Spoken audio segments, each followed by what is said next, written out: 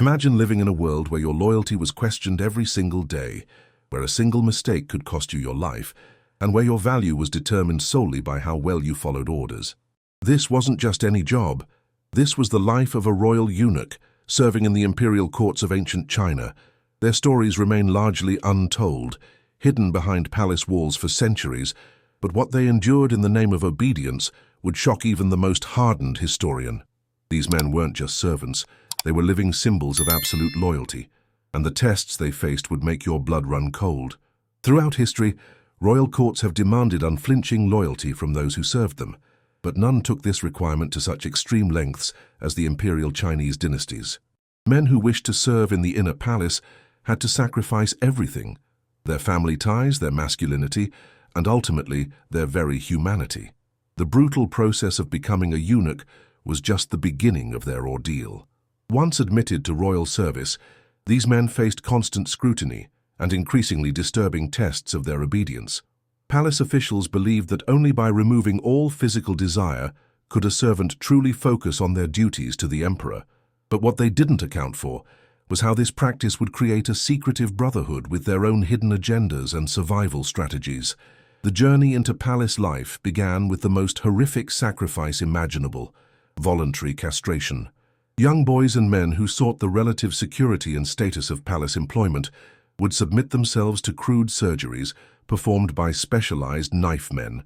These practitioners used sharp blades to remove all external genitalia in a single cut, a procedure done without anesthesia and with primitive medical knowledge. The severed organs were carefully preserved in a special box called a treasure, which the eunuch kept his entire life and would be buried with upon death. Survival of this brutal initiation was considered the first test of worthiness, with approximately 1/3 of all candidates dying from infection, blood loss, or shock. Those who lived through this ordeal were forever changed, their bodies permanently altered, and their futures irrevocably tied to palace service. For the survivors, recovery took months and was excruciating. They were cared for in special healing houses, where they were taught to dilate their new urinary passage with a wooden plug to prevent it from closing as scar tissue formed. These recovery centers were run by older eunuchs who had survived the same ordeal years before, creating a strange mentor-student relationship built on shared trauma. Boys as young as 8 underwent this procedure, their families often driving the decision in hopes of securing a better life and potential wealth through palace connections. The psychological impact was profound. Many developed complex feelings about their sacrifice, simultaneously resenting the system that demanded it while taking pride in their unique status. These men were neither fully male nor female in a society obsessed with clear gender roles, creating a third category that existed solely to serve royal needs. Upon entering palace service, new eunuchs quickly learned that the physical transformation was just the beginning of their trials. The hierarchical structure of the eunuch quarters was ruthlessly enforced, with newcomers subjected to harsh treatment from their seniors. Young eunuchs performed the most menial tasks: cleaning chamber pots, scrubbing floors, and serving as human footstools for higher-ranking officials. Their days began before dawn and ended well after midnight, with constant vigilance required, lest they make a mistake that could result in severe punishment. Sleep deprivation was used deliberately to test their endurance and break their spirit, with many falling ill from exhaustion in their first year. Those who complained or failed at their duties faced public beatings, food deprivation, or worse. The message was clear: absolute obedience was the only path to survival in the Forbidden City. The most dreaded tests came without warning and were designed to prove that a eunuch had truly abandoned all personal desires and outside loyalties. One infamous test involved forcing new eunuchs to publicly beat their own family members who were brought to the palace specifically for this purpose. Officials believed that only by breaking these fundamental bonds could they ensure complete devotion to the imperial family. Eunuchs who hesitated or showed mercy were severely punished, while those who carried out the beatings with appropriate zeal were rewarded with better positions. This cruel ritual demonstrated the psychological manipulation at the heart of the system. By making eunuchs complicit in violence against their own blood relations, the palace created shared guilt that further isolated these men from their former lives and bound them more tightly to palace service. As eunuchs progressed through the ranks, the tests of loyalty became increasingly elaborate, and morally challenging. Some were ordered to execute prisoners as a demonstration of their willingness to take life on imperial command. Others were tasked with spying on their fellow eunuchs, creating an atmosphere of paranoia where no one could be fully trusted. The palace deliberately fostered competition and distrust among the eunuch community, believing this prevented them from forming alliances that might threaten royal power. Eunuchs were required to report any suspicious behavior, with rewards for information and severe consequences for those who failed to report seditious talk. This system of mutual surveillance meant that even private thoughts could be dangerous, and many eunuchs developed elaborate codes and signals to communicate secretly with their few trusted allies. The ultimate test of obedience came when eunuchs were forced to participate in palace purges, systematic eliminations of eunuchs who had fallen from favor or were suspected of disloyalty. These events occurred throughout Chinese imperial history, with the most infamous taking place under the Ming dynasty, when thousands of eunuchs were executed in a single purge. The surviving eunuchs were required to assist in these executions, sometimes being forced to kill men who had been their friends and mentors. Those who showed hesitation or emotion during these events were immediately added to the execution list. This brutal practice served multiple purposes. It eliminated perceived threats, instilled terror in survivors, and forced complicity that made escape from the system nearly impossible. By making eunuchs participate in atrocities against their own community, the palace created a shared blood guilt that bound them to imperial service. Despite these horrors, many eunuchs found ways to maintain their humanity and build meaningful lives within the constraints of their position. They formed brotherhoods based on shared hometown origins, adopted young boys as sons and heirs, and created elaborate family-like structures that provided emotional support and protection. Some eunuchs became incredibly wealthy and powerful, controlling access to the emperor and accepting bribes from those seeking royal favor. Others specialized in areas like astrology, music, or literature, becoming valued for their intellectual contributions rather than just their servitude. The most successful eunuchs mastered the art of appearing completely submissive while quietly advancing their own interests, a survival strategy that required exceptional emotional intelligence and self-control. These men learned to navigate the treacherous waters of palace politics with remarkable skill, turning their marginalized position into one of hidden influence. The psychological consequences of life as a royal eunuch were profound and complex. Many developed what modern psychologists might recognize as severe trauma responses: hypervigilance, emotional detachment, and identification with their oppressors. Some became exceptionally cruel to those beneath them, perpetuating the cycle of abuse they had experienced. Others developed elaborate fantasy lives or focused obsessively on accumulating wealth and power as compensation for what they had lost. The emotional toll of constant performance, appearing utterly devoted while potentially harboring resentment or alternative agendas, created a split in many eunuchs' psyches. They became masters of presenting whatever face was most advantageous in any situation, making it difficult for historians to determine their true thoughts and feelings. Written records by eunuchs themselves are rare, and those that exist were created in a context where honesty could be fatal. One of the most disturbing loyalty tests involved forcing eunuchs to participate in the torture of prisoners. Palace officials believed that by making eunuchs inflict suffering on others, they could determine who had fully embraced their role as instruments of imperial will. These sessions were often witnessed by senior officials who carefully observed the eunuch's expressions and body language for any sign of hesitation or empathy toward the victims. Eunuchs who performed these duties with apparent enthusiasm were marked for advancement, while those who showed reluctance might find themselves subjected to the same tortures they had hesitated to inflict. This created a perverse incentive system where displaying cruelty became necessary for survival and advancement. Many eunuchs developed elaborate techniques to appear heartless while inwardly maintaining their humanity, a psychological splitting that allowed them to survive in an impossible situation. The court system created specialized roles for eunuchs that tested different aspects of their character and loyalty. Some were assigned to the imperial harem, where they had to demonstrate absolute sexual disinterest in the women they served, while still maintaining the emperor's concubines in a state ready for his visits.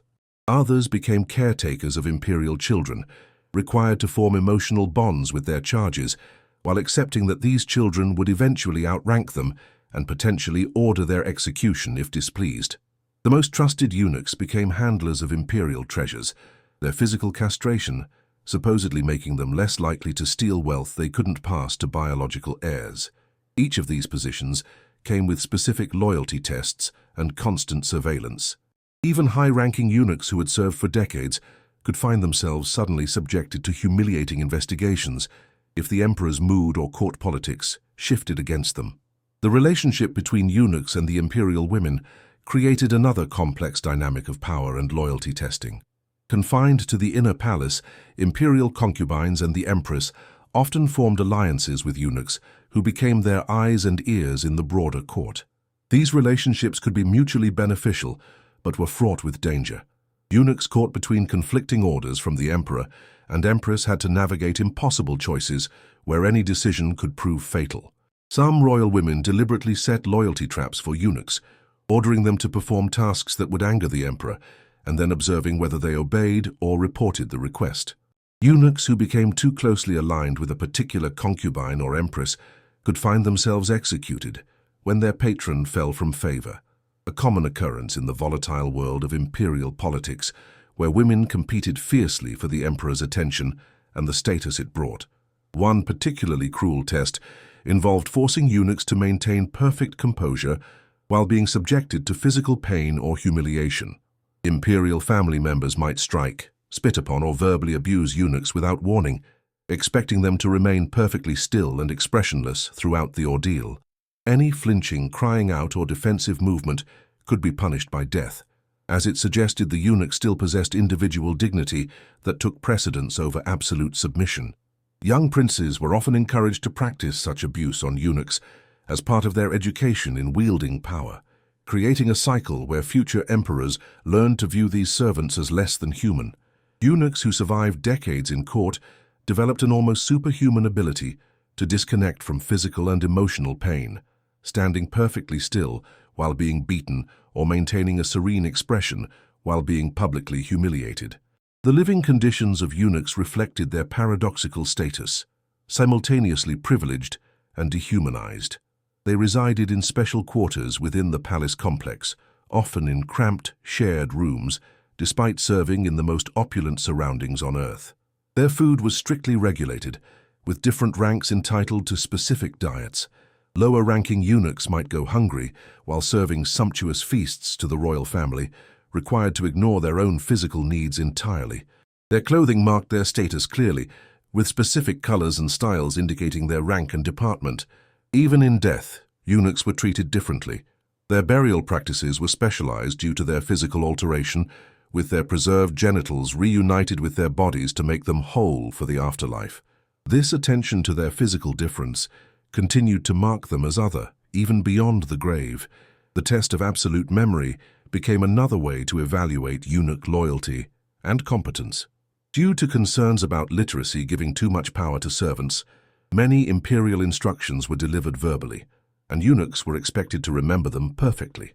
Deliberate traps were set where conflicting orders might be given, and the eunuch had to recall precisely who had authority to override whom in the complex court hierarchy.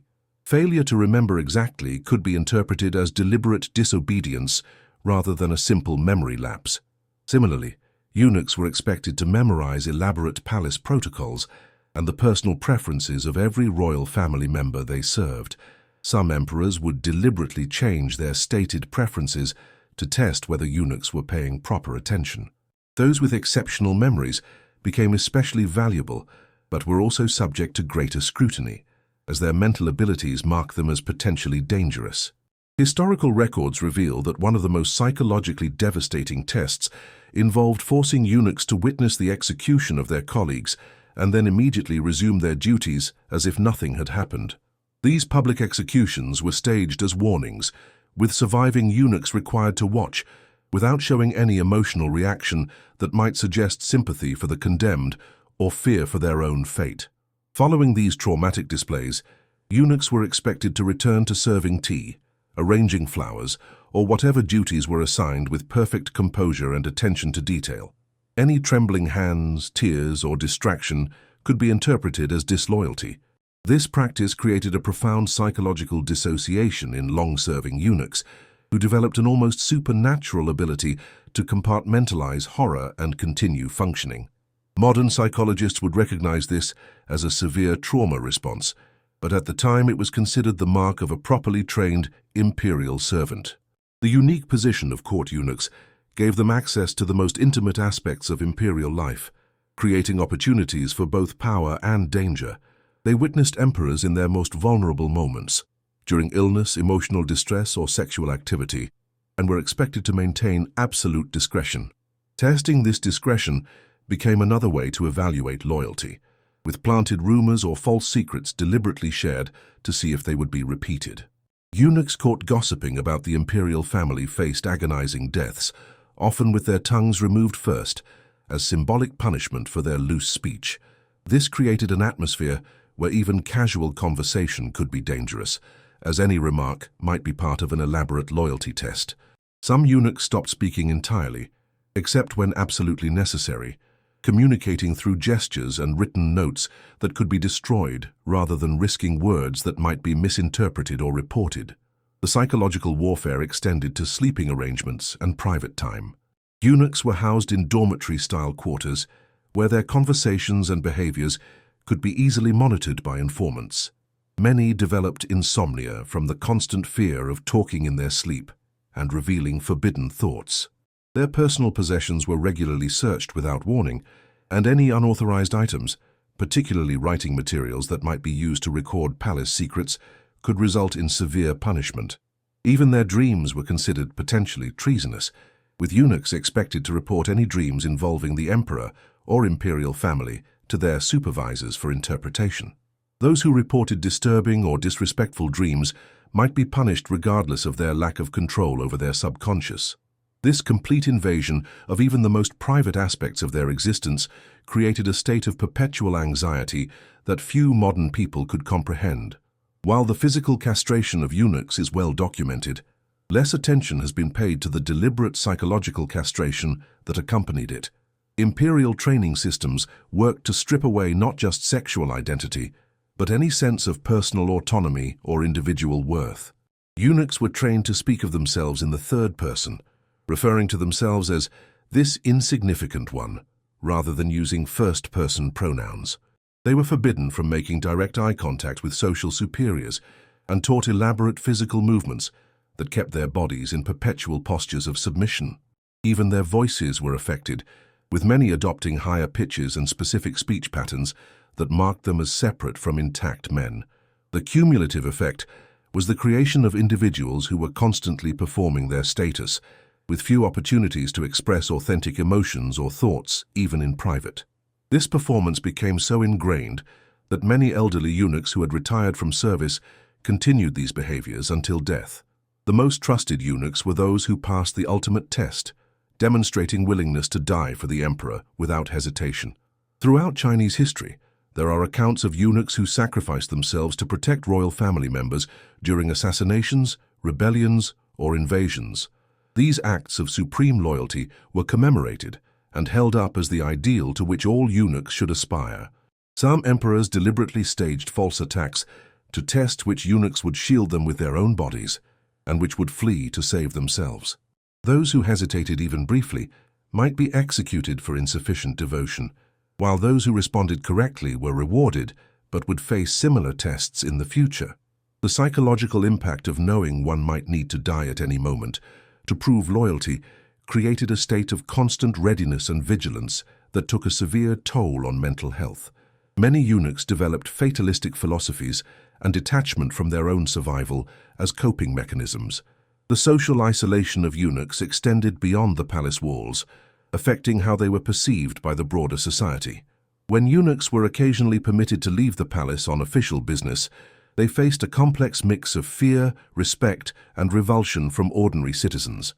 Their distinctive appearance and mannerisms immediately identified them as imperial servants, making them targets for both deference and ridicule. Some eunuchs were spat upon, or had stones thrown at them by commoners who resented their power and viewed their physical alteration as unnatural. Others were approached by desperate parents seeking to place their sons in palace service, or by merchants hoping to gain access to imperial contracts. Navigating these public interactions became another test, as eunuchs were expected to maintain perfect dignity as representatives of the emperor regardless of how they were treated.